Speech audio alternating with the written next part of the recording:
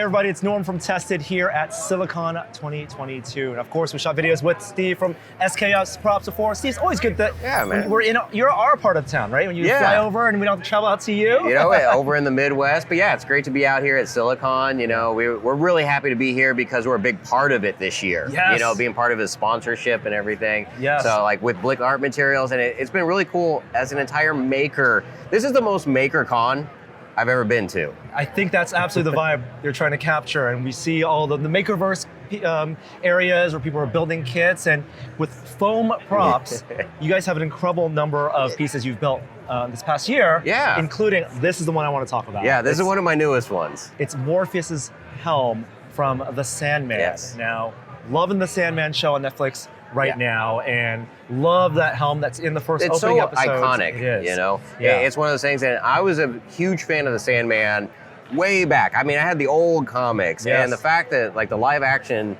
they did such a good job. It's faithfully represented. And I try to do that here, but it is a mix of the comics and the show because there are aesthetics that I liked of each one. You know, so I'm like, as an artist, I'm just going to put them together, make my own. Well, not only are you making your own with the spine and the back skull area, it allows you to use a mix of your HD foam materials. Yes, for those that don't know, I have my own line of HD foam that's for cosplay, and it's sold exclusively through Blick Art Materials, and I've made it for cosplay. That's the big thing, and it's super easy to use. And this is a mix of the foam, but also foam clay. Yeah. So I'm able to get a lot of organic stuff going on where, like if it was just the sheets, it's difficult, right? But you could add the foam clay on top of it, it air dries and it sands really, really well to get those organic little bits, like all the little bone textures and all that kind of stuff. Well, here's what I'm noticing. I'm noticing that you have like templated foam sheets, kind of the way you've released templates before, all free on the site, where you can create your patterns, you can meld, you get complex compound curves, right, that you form over. That's how you're getting... Sometimes easier than others. Sure, absolutely. For that general shape here, including the rivets, that I completely understand. But then the foam clay skull here. Talk to me about the sculpture. So it's multiple sheets of like 10 millimeter and 6 millimeter that are layered. I will then sand that down with my rotary tool and then use foam clay to build it up to get that organic shape. And then I'll use like silicone tip tools to like get in there. And then I use a wire brush after it had cured to start to hammer it to get all those little pits that bones have in them. Yeah, it's a mixture. It's like uneven in a very organic way, because I see small divots, I see big indentations. Yeah, and that's the fun part. It's like, this has to be more technically like perfect, you know, like everything has to line up. But like when you get to the organic part, it's like, all right, whatever goes here. And even on top of this, you know, the hard part here, is this also foam clay that you've sculpted? That's actually an old school trick of baking powder and super glue. Yeah, it gives it some really cool organic textures in there, but they're really, really hard, so they're not going to flake off, you know, of the prop. And because it's super glue, you're making like a filler almost with that. It works as adhesive with a decent working time. Yeah.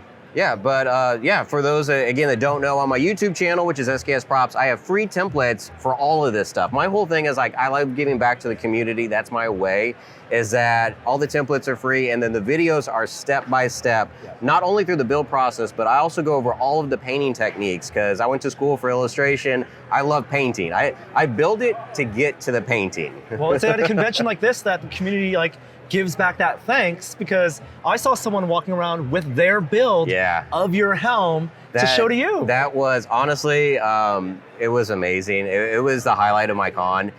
He was in VIP.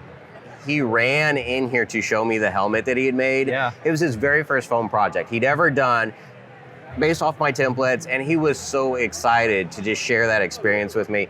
And I tell you what, I've won some major competitions, and there's a pride that goes with that. There's a completely different pride that goes with someone that you're inspiring to do this. And you know, in 5 years, he's probably gonna be better than me. Oh, that's amazing.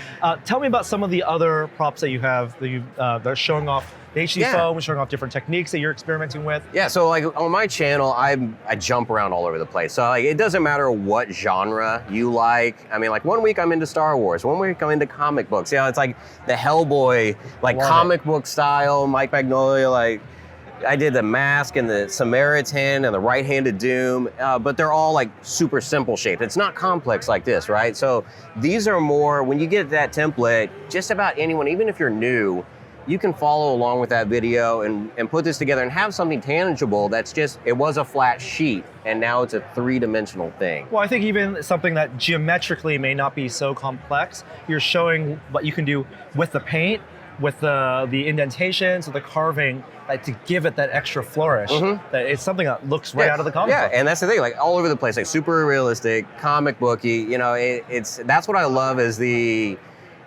don't have to have an artistic style. Your style could be all over the place. Totally. And that's cosplay. I mean. Tell me about the chainsaw here. All right, so this is Chainsaw Man.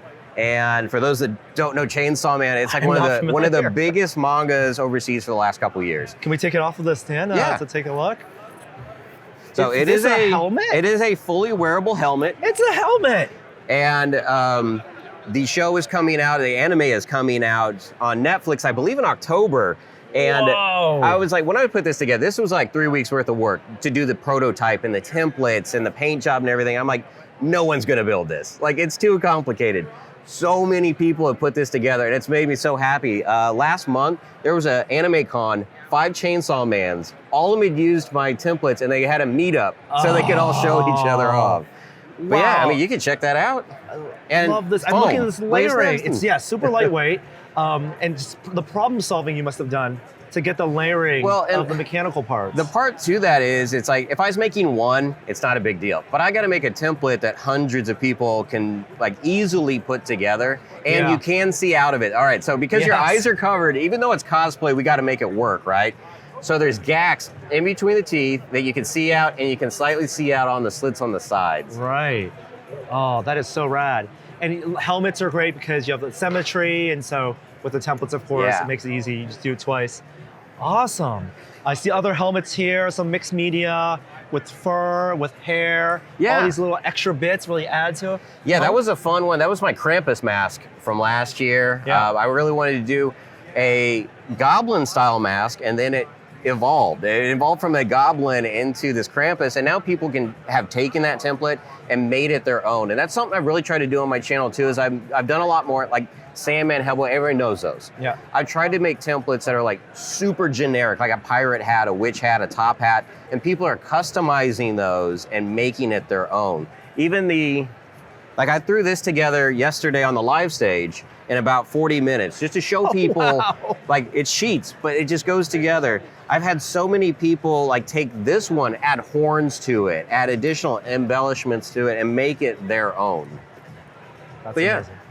It's simple. It's simple stuff. And once not only you learn the techniques. techniques. Less than an hour, but also tools that you can have on a convention stage. Exactly. You know, and with this one, my foam doesn't require any heat to do this. So I didn't use a heat gun. I didn't use contact cement. This is just a knife and super glue. Amazing. Thank you so much, Steven. And it's so good to see you here. I hope to see many of these builds out now that we're back in the convention season. Definitely. Now that we're back at it. And great to catch up with you. Yeah, thank you very much, Norm.